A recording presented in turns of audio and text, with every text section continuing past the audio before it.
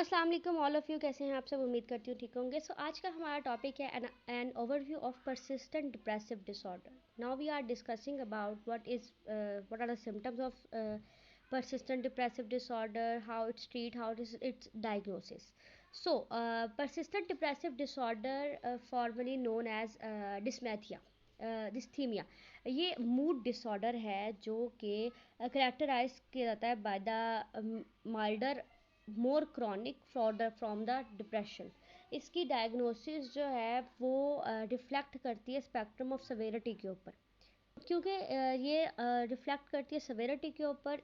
It still does not meet any criteria of major depressive disorder. ये जो है वो essentially prolonged state form of depression है जो कि मेजर डिप्रेसिव डिसऑर्डर से ऑकर होती है। इसके symptoms of persistent depressive disorder: change in appetite, poor appetite, over eating, sleep difficulty issues आ जाना, टू लिटल स्लीप और टू मच स्लीप्स। ये कुछ MDD से भी मैच करते हैं। लेक ऑफ एनर्जी और फटीग, MDD मीन मतलब मेजर डिप्रेसिव डिसऑर्डर।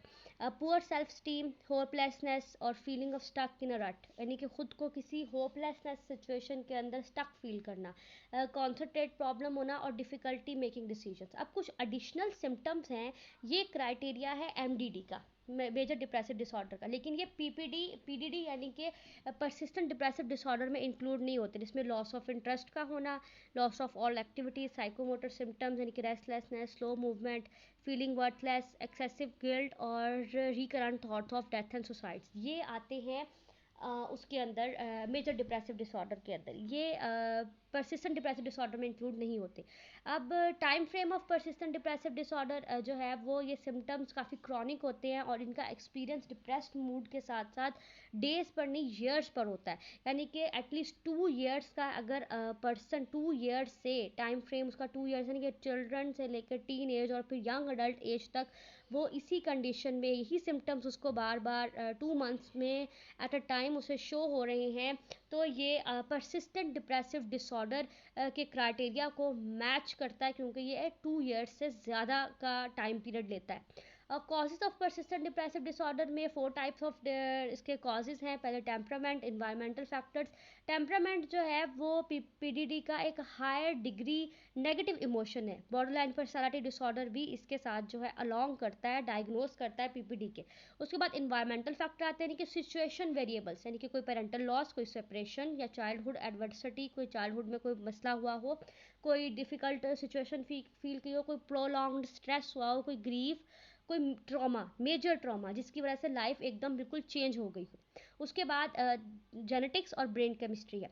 जेनेटिक्स में रिसर्च सजेस्ट करती है क्लोज फैमिली मेम्बर हिस्ट्री में अगर किसी को डिप्रेशन रहा है तो डबल रिस्क हो सकता है किसी पर्सन को कि वो परसिस्टेंट डिप्रेसिव डिसऑर्डर उसके अंदर डिवेल्प हो जाए। फिर ब्रेन केमिस्ट्री आती है। ब्रेन केमिस्ट्री में ऐसे बैलेंस्ड न्यूरोट्रांसमीटर या सेरोटोनिन या नेफ्रोनिन या डोपामिन की जो है वो रोल प्ले करने में ऑनसेट कोई इशू आ रहा हो तो वो डिप्रेशन क्रिएट करता है। सच एज प्रोलॉन्ग्ड स्ट्रेस इसके अंदर काफ़ी इंपॉर्टेंट रोल प्ले करता है परसिस्टेंट डिप्रेसिव डिसऑर्डर को बिल्ड करने में। अब कंफर्मिंग अ डायग्नोसिस, इसकी डायग्नोसिस के लिए डॉक्टर्स जो हैं वो physical blood work, physical checkups भी करते हैं, मेडिकल चेकअप्स भी करते हैं, मेडिकल इलनेस को भी देखते हैं और साइकोलॉजिकल प्रॉब्लम्स को भी जो है वो देख रहे होते हैं। मेडिकल कंडीशन और साइकोलॉजिकल दोनों चीज़ों को देखते हुए किसी भी पर्सन को परसिस्टेंट डिप्रेसिव डिसऑर्डर के ऊपर डायग्नोस किया जाता है। इसकी डायग्नोसिस काफ़ी डिफ़िकल्ट होती है। इसके अंदर DSM-TR की ड्यूरेशन, फिर सिम्टम्स उनको जो है वो मैच करना, फिर प्रीवियस प्रॉब्लम्स को मेंशन करना, तमाम तर ड्यूरेशन की जो रिक्वायरमेंट्स हैं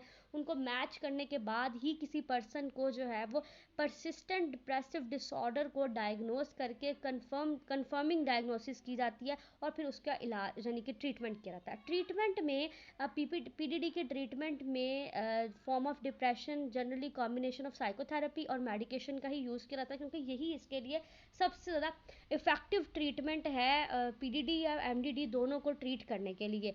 साइकोथेरेपीज़ का इस्तेमाल करते हैं या मेडिकेशन का इस्तेमाल करते हैं, क्योंकि परसिस्टेंट डिप्रेसिव डिसऑर्डर में एक लॉन्ग टर्म होता है तो इसमें मेडिकेशन का इस्तेमाल भी किया जाता है ताकि उस पर्सन को उसकी ट्रीटमेंट में इम्प्रूवमेंट लाई जा सके और इसमें टॉक थेरेपी में सीबीटी और आईपीटी का यूज़ किया जाता है। सीबीटी जो है वो थेरेपी है जो कि फोकस करती है किसी भी पर्सन के identity change of negative thought pattern के ऊपर, कि नेगेटिव थॉट पैटर्न क्यों आया, उसको कंट्रीब्यूशन और फीलिंग ऑफ डिप्रेशन क्यों है, ये तमाम सब चीज़ें आइडेंटिफाई करके उनको पॉजिटिव कन्वर्ट करने में हेल्प करती है। आईपीटी सिमिलर टू सीबीटी ही है, लेकिन ये फोकस करती है किसी भी पर्सन के आइडेंटिफाई प्रॉब्लम ऑफ रिलेशनशिप और कम्युनिकेशन के फाइंड करते हैं, वो इम्प्रूवमेंट्स प्रोवाइड करते हैं कि वो दूसरों के साथ रिलेट कर सकें, दूसरों के साथ इंटरेक्ट कर सकें, उनके रिलेशनशिप्स को बेहतर बनाया जा सके और उनकी कम्युनिकेशन स्किल्स को डेवलप करा सके, ताकि वो अपनी प्रॉब्लम दूसरों के साथ शेयर करके उसका सोल्यूशन निकाल सके। तो सीबीटी जो है वो नेगेटिव थॉट्स को रिड्यूस करती है और आईपीटी रिलेशनशिप और कम्युनिकेशन को बिल्ड करती है।